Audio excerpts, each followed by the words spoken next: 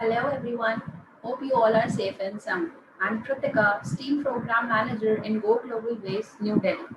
As we all know, these days we all are surrounded by artificial intelligence and most of the future jobs will require knowledge of these technologies. These technologies are the part and parcel of our lives now. We know how computers are becoming as smart as humans.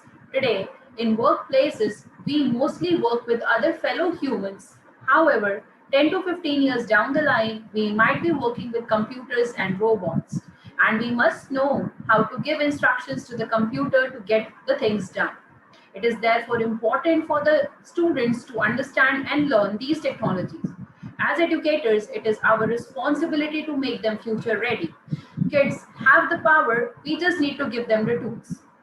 Codeavour 2020, this year's biggest artificial intelligence and coding competition, is the perfect opportunity for the students to learn AI and implement those concepts by engaging them in a healthy competition with 50,000 plus participants around the globe.